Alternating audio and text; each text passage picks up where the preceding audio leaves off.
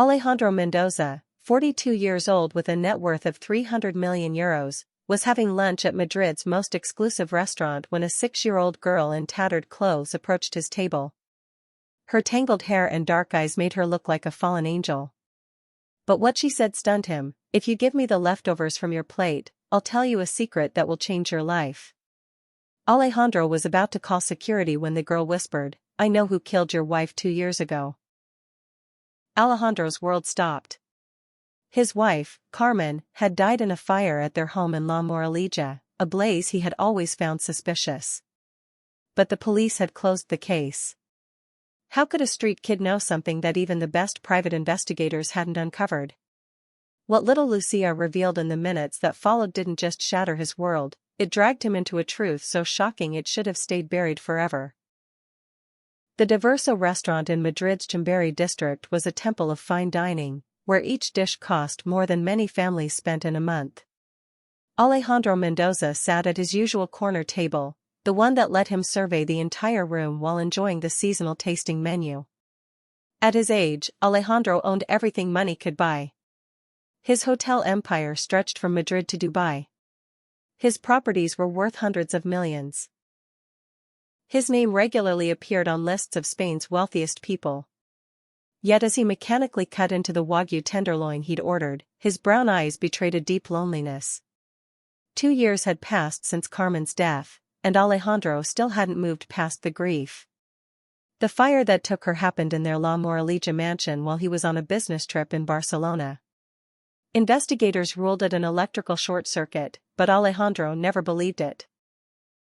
The wiring was brand new, the alarms hadn't gone off, and Carmen was always extremely careful. A commotion at the entrance snapped him out of his thoughts. The head waiter, Carlos, was gesturing frantically at someone Alejandro couldn't see.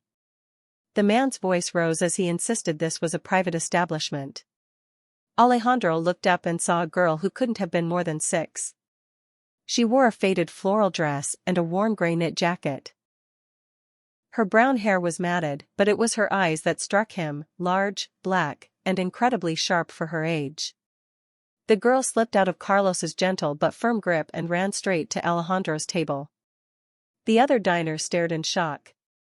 How had a street child gotten into Madrid's most exclusive restaurant?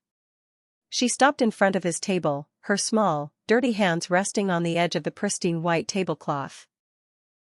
There was something familiar about her, though Alejandro was sure he'd never seen her before. When he asked her name, she answered with surprising confidence.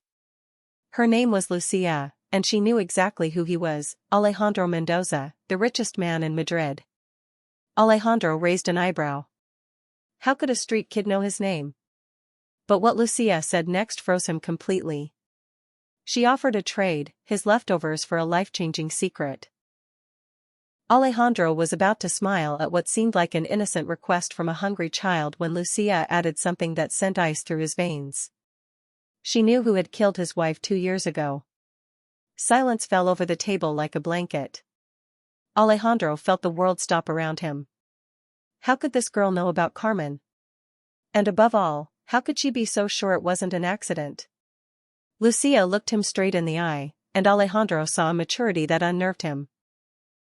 She knew everything about the fire. She knew it wasn't an accident, and she knew who did it. Alejandro could barely ask how she knew. Lucia glanced at his half-full plate and said she wanted to eat first. She hadn't eaten in 3 days. Alejandro didn't hesitate.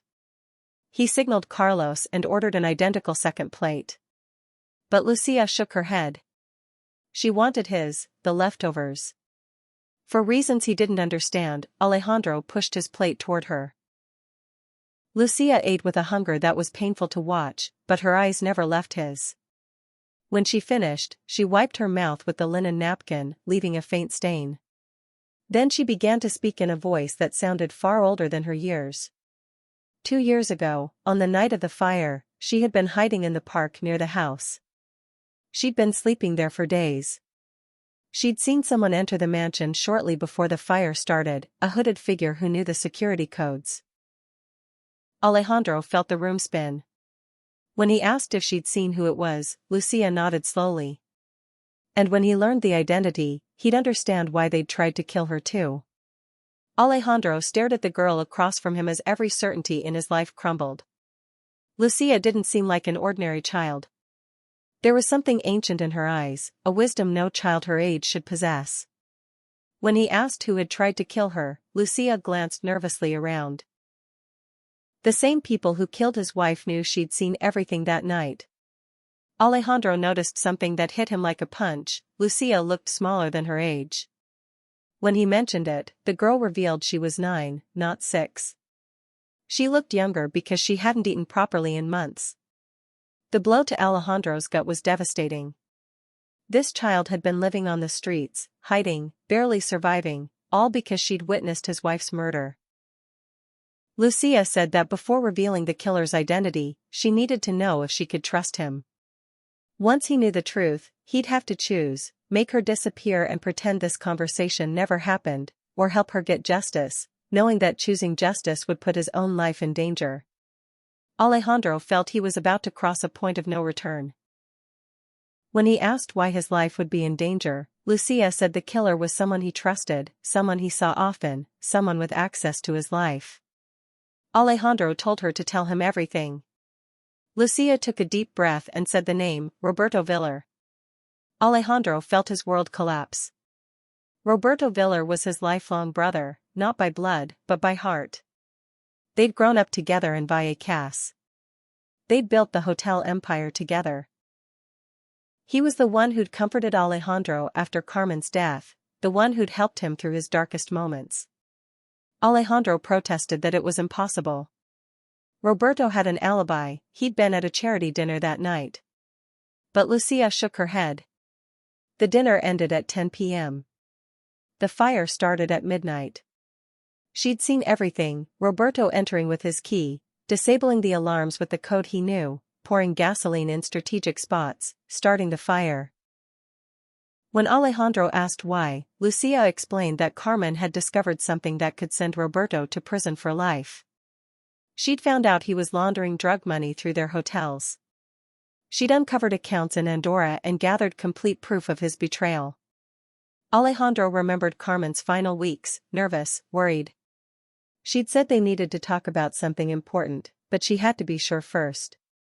Lucia revealed she knew all these details for a shocking reason.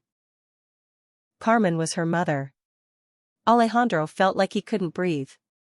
He looked at Lucia's face with new eyes and suddenly saw what he should have noticed immediately. Those black eyes were identical to Carmen's. The shape of her face, the delicate nose, even the way she tilted her head. Alejandro protested that it was impossible. Carmen couldn't have children, the doctors had always said so.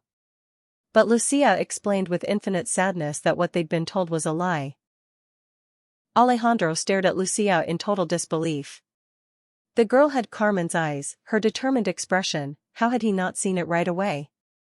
Lucia said Carmen hadn't lied about fertility issues, but she hadn't told him she'd had Lucia before they married.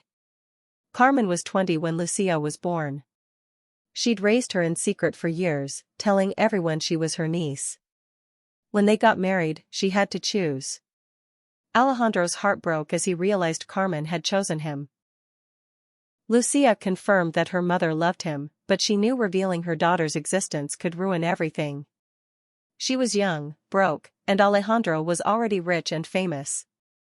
In the years that followed, Lucia had lived with her grandmother Dolores, Carmen's mother, in Mostels. But when Carmen died, Dolores fell gravely ill and passed away 6 months later, leaving Lucia completely alone. Alejandro realized that while he'd grieved his wife in the luxury of his mansion, Carmen's daughter had been living on the streets, alone and terrified. When he asked why she hadn't come to him sooner, Lucia said Roberto was hunting her. On the night of the fire, after killing Carmen, he'd spotted her silhouette in the park. He knew there was a witness and had hired thugs to find her. Lucia pulled a small USB drive from under her jacket. Everything was on it. Bank accounts, transfers, recordings of Roberto's calls with the drug traffickers. Carmen had given it to her the morning before she died, telling her to keep it safe. Alejandro took the drive with trembling hands. In that tiny device was proof of Carmen's innocence and Roberto's guilt. When he asked why she hadn't gone to the police, Lucia said who would believe her, a street kid against one of Spain's most powerful businessmen? Roberto had connections everywhere, including the courts and police. Lucia gave Alejandro his final choice: he could take the evidence, destroy Roberto, and avenge Carmen, but if he did, he also had to take care of her. She had no one else. Alejandro looked at this brave girl who had survived on the streets for months, protecting the only thing that could bring justice for her mother. She was Carmen's daughter, making her the most important person in his life. He promised her she'd never be alone again. For the first time since entering the restaurant, Lucia smiled. And in that smile, Alejandro saw Carmen alive in her daughter. Lucia revealed one final terrifying detail: Roberto had planned to kill him too. He'd learned Alejandro was digging too deeply into Carmen's death and suspected he was close to the truth. The following week, during the Friday meeting with Arab investors, he'd arranged an accident. Alejandro realized every move he'd made had been reported to Roberto. His soul brother had been betraying him even before he knew the truth. Lucia said she'd followed Roberto for months, overheard his calls, watched his meetings, knew everything about him. Alejandro looked at Lucia with new respect. This 9-year-old had been a better detective than all the professionals he'd hired. It was time for Roberto Villar to pay for what he'd done to Carmen, and to them. In the 3 days following their restaurant meeting, Alejandro completely transformed his life. He installed Lucia in a suite at the Ritz Hotel under a false name, with discreet bodyguards protecting her around the clock. Lucia proved to be a goldmine of information. Not only had she witnessed Carmen's murder, but during her months of surveillance, she'd compiled a full dossier on Roberto's criminal activities. In just 3 days, Lucia was transformed too. Clean hair revealed mahogany highlights just like Carmen's. Her eyes sparkled with intelligence now that hunger and fear no longer consumed her. Together, they devised a perfect plan.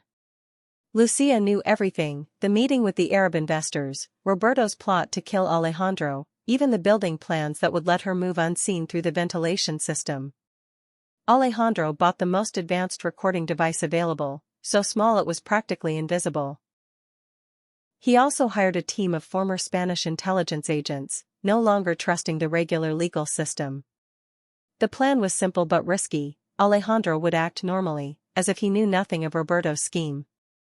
When Roberto felt safe, he'd start bragging. Men like him couldn't resist gloating when they thought they'd won. Lucia would be hidden in the building, ready to record every word. If anything went wrong, she'd hit the emergency button on the satellite phone Alejandro had given her. On the night of the meeting, Alejandro entered the Torre Cepsa building with his heart pounding. He knew Roberto planned his death, but he also knew Lucia was hidden somewhere, ready to capture the truth. Roberto greeted him with his usual warm smile, talking excitedly about the Dubai investors who could change everything for them. The meeting went normally for the first hour. The investors were interested in a major hotel project in Marbella. The numbers were impressive, but Alejandro noticed Roberto kept checking his watch. At 10:30, Roberto excused himself for an important call and asked Alejandro to join him in his private office. Alejandro followed, knowing this was the moment they'd been waiting for. Roberto closed the office door, and his smile vanished. He pulled a gun from his drawer and aimed it at Alejandro. The confession that followed was more complete than Alejandro could have imagined. Roberto admitted everything: the millions laundered from drug money, the envy that had grown over years, the planned murder of Carmen. He described in chilling detail how he'd entered the house that night, poured gasoline in key spots to make it look like an electrical accident. He even mentioned the witness, the little beggar hiding in the park, whom his men had searched for months without success. When Roberto raised the gun to kill Alejandro, Alejandro revealed that he knew Lucia. Roberto tensed, shocked by the name. At that moment, the office door opened, and Lucia walked in, small but proud, holding the recorder. Behind her came 3 plainclothes agents. Roberto tried to swing the gun toward Lucia, but Alejandro was faster. He lunged at his betrayer as the agents moved in to restrain Roberto, who screamed insults and threats. As they led Roberto away in handcuffs, he threatened Alejandro with his drug cartel partners. But Alejandro ignored him. For the first time in 2 years, he felt Carmen could finally rest in peace. 6 months after Roberto Villar's arrest, Alejandro sat in Madrid's National Court to hear the verdict. Beside him was Lucia, elegant in a navy blue dress he'd bought her for the occasion. She squeezed his hand tightly as they awaited the justice they'd fought for. The trial had been a massive media event. Lucia's recordings provided irrefutable evidence, and subsequent investigations uncovered a corruption network far larger than even they had imagined. Roberto faced charges of murder, money laundering from drug trafficking, and attempted murder. Throughout the weeks of the trial, Lucia showed incredible strength. She testified with a clarity and determination that impressed judges and jury alike. Alejandro was proud to watch the hungry child he'd met in a restaurant become a brave witness fighting for justice. Alejandro's life had changed completely. Lucia now lived with him in the fully renovated La Moraleja mansion. Discovering he was a father had been the most beautiful transformation of his life. The girl was smart, curious, and resilient in ways that continued to amaze everyone. They'd turned one of the mansion's rooms into Lucia's bedroom, decorating it with photos of Carmen that Lucia had carefully preserved. Every night before bed, Lucia told Alejandro stories about her mother that he'd never heard. The judge began reading the verdict in a solemn voice. Each charge was upheld: guilty of premeditated murder, guilty of laundering millions in drug money, guilty of attempted murder. The final sentence: life imprisonment without parole. Lucia squeezed Alejandro's hand harder. There was no joy in the verdict, only a sense of justice finally served. Roberto Villar would pay for his crimes for the rest of his life. After the sentencing, Alejandro and Lucia left the courthouse surrounded by camera flashes. Their story had captured national attention, the millionaire who discovered the daughter he never knew he had, and together they brought justice for his murdered wife. But for Alejandro and Lucia, the media spotlight was secondary. What mattered was that they could finally live without fear, knowing Carmen could rest in peace. That night, in the quiet of the renovated mansion, Alejandro watched Lucia play in the garden with Luna, the golden retriever he'd given her. The girl laughed as the dog fetched a ball, and that sound was the most beautiful thing Alejandro had heard in years. Lucia had also expressed her wish to take his last name, becoming Lucia Mendoza. She wanted to carry the family name because they were a real family now. Alejandro had started the legal adoption process, and soon Lucia would officially be his daughter. They'd made another important decision, turning half of Alejandro's fortune into a foundation for homeless children, dedicated to Carmen's memory. Lucia was thrilled with the idea and insisted on helping run it. It was the best way to honor Carmen and help other kids like her. 1 year after their first meeting at Diverso, Alejandro and Lucia often returned to the restaurant. Carlos, the head waiter, always greeted them warmly, still amazed by Alejandro's transformation. The man who used to dine alone, silent and sad, now laughed with his daughter as she told him about her school adventures. Lucia attended one of Madrid's best private schools and proved to be a brilliant student, with a special talent for science and languages. Alejandro had discovered that being a father was the most natural and rewarding thing he'd ever done. Lucia had helped him rediscover the joy of living, finding meaning beyond business and money. Every night as he tucked her in, Alejandro watched her draw or read in her room filled with photos of Carmen. The girl had insisted on keeping her mother's images visible, saying she wanted Carmen to see how happy they were together. One night as he tucked her in, Lucia asked a question that filled his heart with joy: could she call him Dad? Alejandro felt tears well up. Nothing in the world would make him happier. From that night on, Lucia always called him Dad, and Alejandro never tired of hearing it spoken with such love. The following month, Alejandro officially adopted Lucia in a courthouse ceremony. As the judge pronounced the words making them legally father and daughter, Alejandro felt Carmen's presence stronger than ever. Lucia had wanted to bring a photo of Carmen to the ceremony, saying her mom should be there for this important moment. The judge, moved by the story he'd followed in the news, allowed the photo to stay on the table throughout the proceedings. The Carmen Mendoza Foundation for Children had begun its work, helping hundreds of homeless kids. Lucia actively participated in events, sharing her story to inspire others never to lose hope. At one event, Lucia said something that stayed with everyone: "Sometimes families get lost, but if you never stop believing in love, families always find each other again." Alejandro often thought about those words, knowing they were absolutely true. He'd lost Carmen, but found Lucia. He'd lost a treacherous brother, but gained a daughter who filled his life with meaning.